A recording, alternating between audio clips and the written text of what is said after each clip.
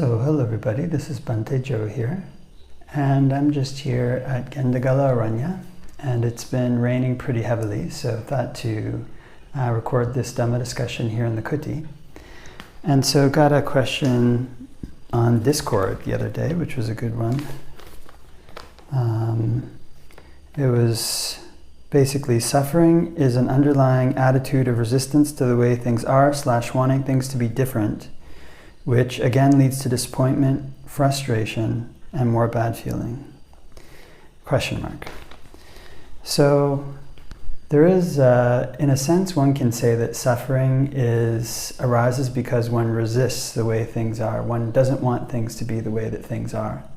You could say there's kind of levels of practice to this, and at the very highest level, there are ways in which one can say that arhats don't resist things that impact their senses. And there's even a sutta about that, where the Buddha describes how an arhat is struck only by one arrow, and normal people are struck by 2 arrows. The arrows here represent painful feeling, and the single arrow represents painful feeling to the body, and the second arrow represents painful feelings to the mind, basically.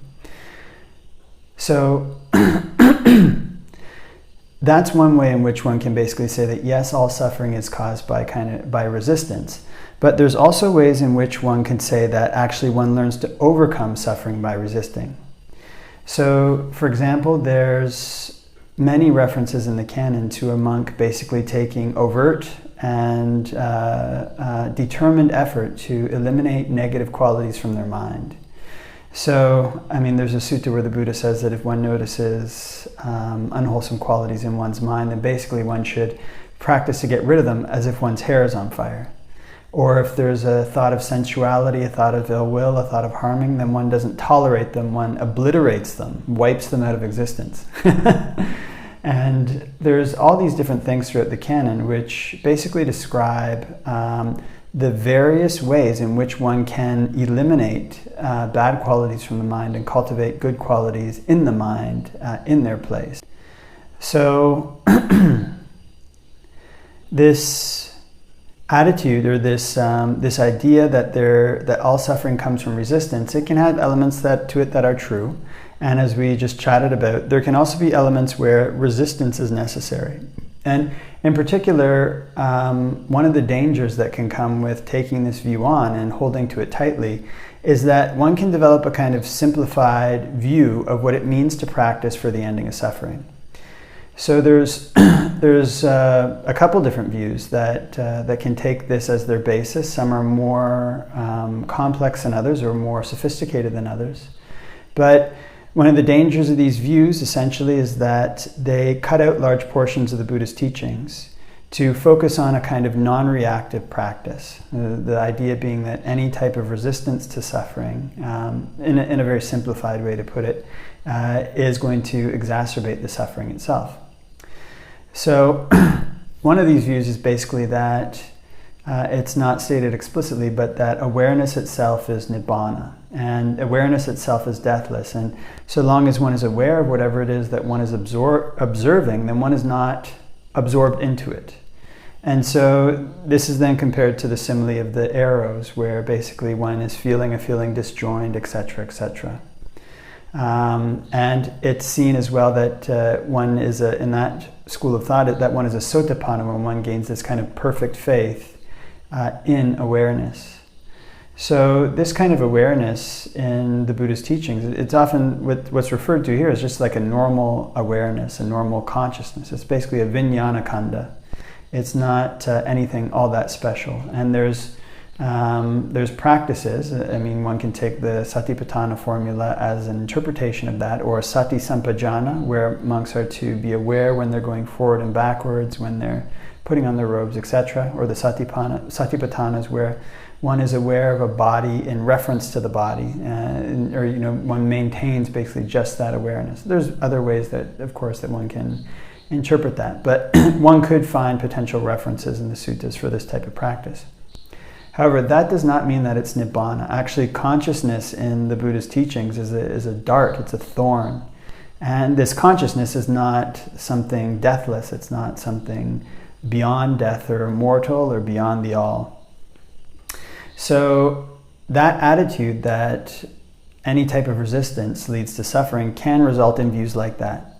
And what happens then is that there's this practice where the ultimate practice is seen to be going back to awareness. Anything else is basically just seen as kind of symptom management, perhaps, that points back, that is to temporarily eliminate whatever the symptom may be from one's mind so that one can be more fully aware of the awareness that transcends it.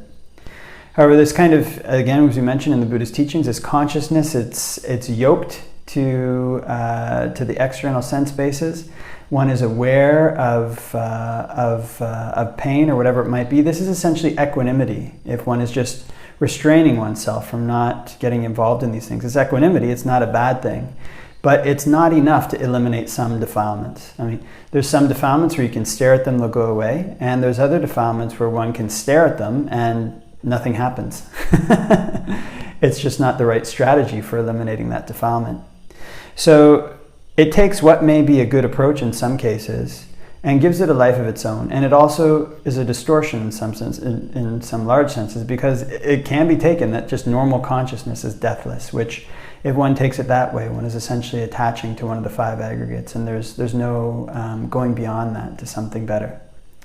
Another view that's kind of popular in that kind of vein, this is a little more sophisticated, and I'm not totally familiar with it, but just paraphrasing, is that basically if one remains focused on a single object and then is also aware of the perceptions at the boundaries of one's awareness, then one can start to determine the subtle intentions that are in the background of one's mind, and then make choices for good or bad, make choices to eliminate the bad and cultivate the good based on these subtle intentions, choosing rightly in terms of these subtle intentions.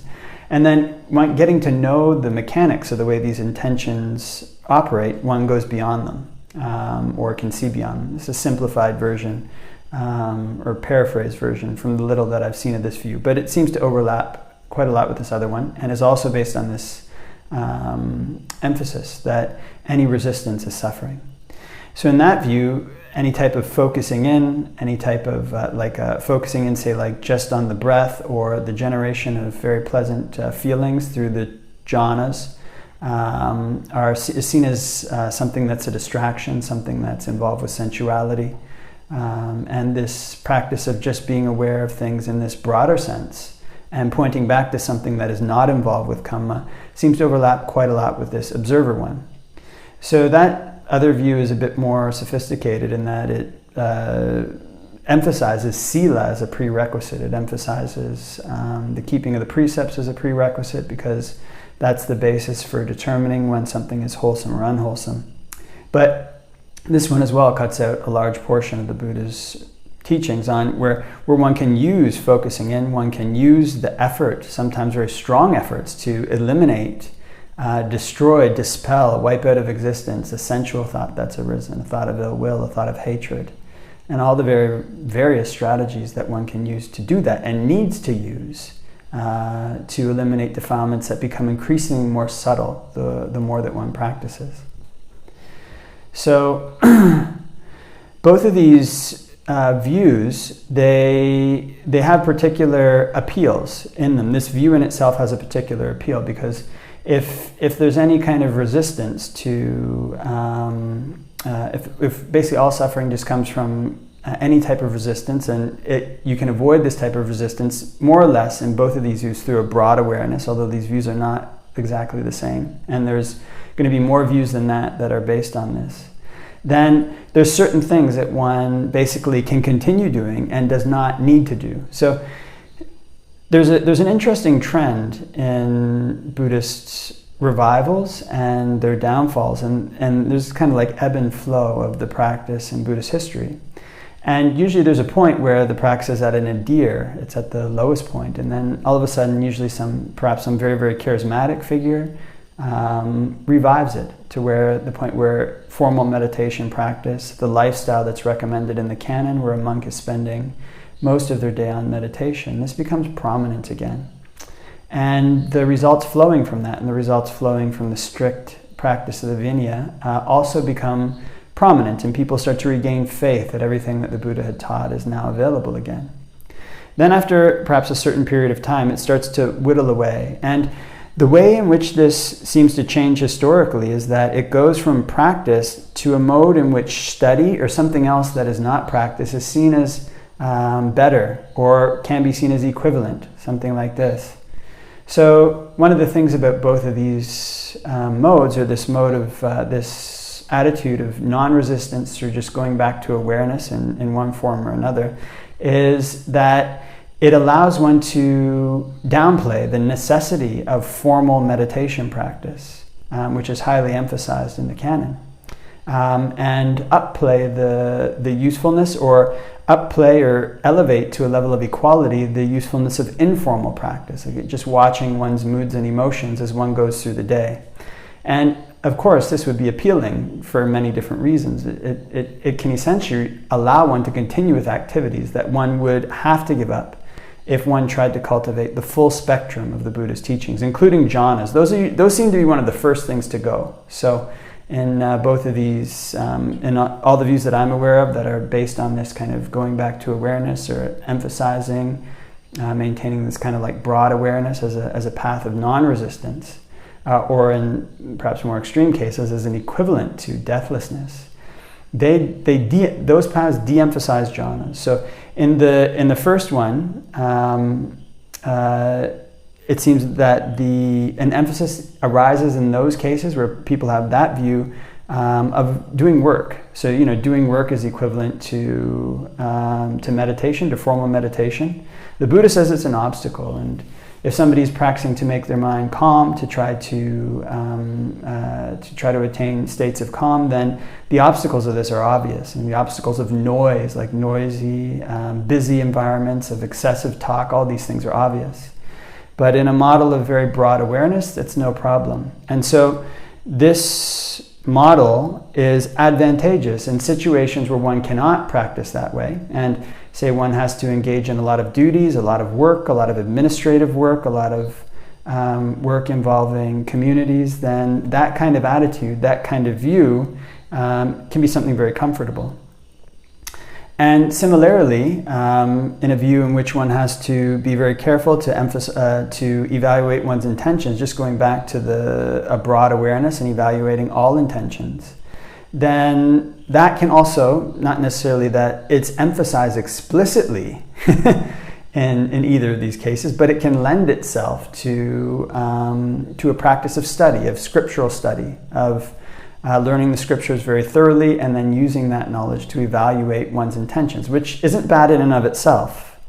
But the crux of the matter here is, when these views are taken on, practically what happens in the lifestyles of the people who take them on is, it's usually that those lifestyles start to change from the point where they were at the apex, where meditation was most of the day, which is recommended in the Dhamma-Vinaya suttas. It's the basic recommendation for monks, to where something else takes its place, whether it be work or administrative work, or studying in a combination of administrative work, or any of these other things. So these are the kind of appeals of these views.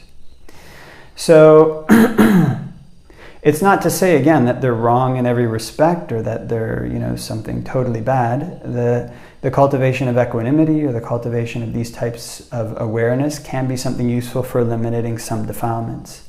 But it won't be enough for all. And it's not a one-stop thing that one can do all the time to eliminate all. And in the more subtle forms of these views, there might be arguments back and forth, well, that's not what they're teaching. But just to paraphrase these views, that is a limitation.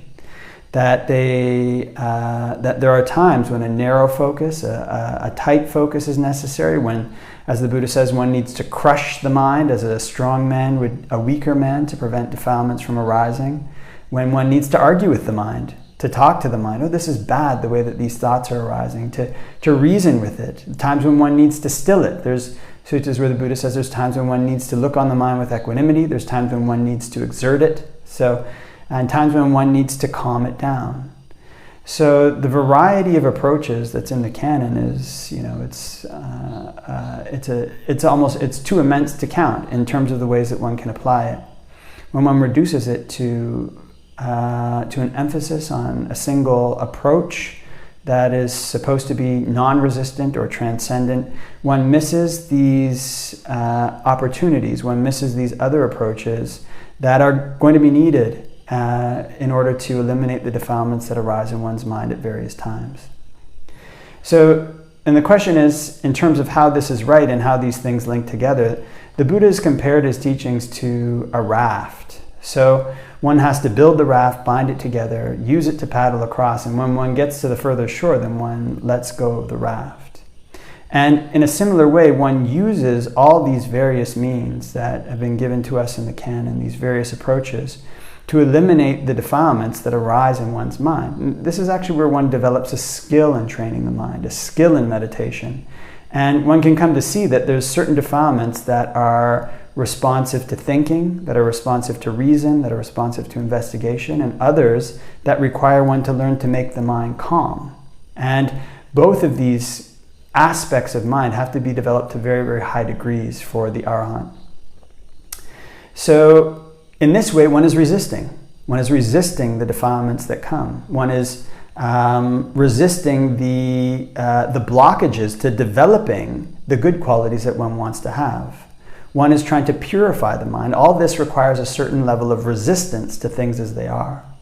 But it's when the path has done its work, when somebody is at the very end of their path, that they let go of all forms of action. They let go of karma itself. They let go even of the Dhamma itself to find something that's beyond that.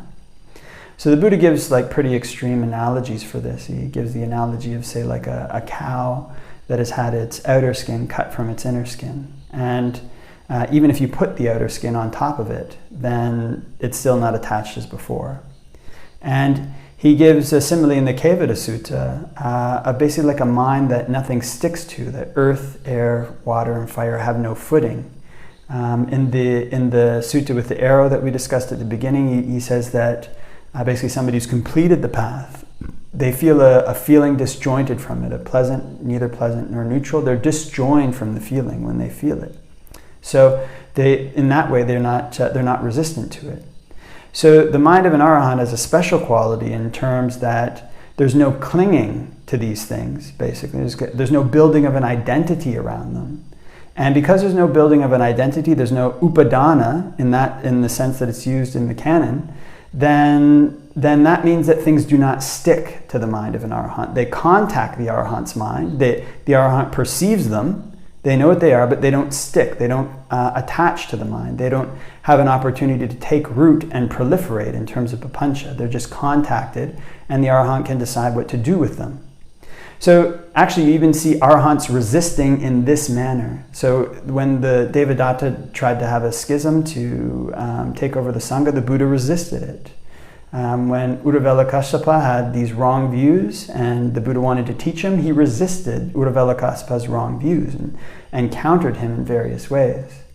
The whole establishment of the sasana, that the Buddha's kind of great work, his great gift, and the teaching of the Dhamma, that in a sense is an act of resistance against the established norms and established attitudes that people had in the time. So arhats can resist in this way. But what contacts their mind does not stick. So in this case, there's no resistance. There's what they call no underlying tendency. There's no anusaya of resistance to these things. The underlying tendency to greed, hatred, and aversion, to becoming, have been uprooted. So in that sense, there's no resistance. So to say that suffering comes from resisting the way that things are has to be qualified. In the highest sense, it's true. But in the sense of building the raft and paddling it to cross the shore and developing the path, resistance to the way that things are is a necessary part of overcoming suffering. It's a necessary part of developing the path to the point where suffering reaches its complete end. Okay, so I think leave that for reflection, and wishing everybody all the blessings of Dhamma practice.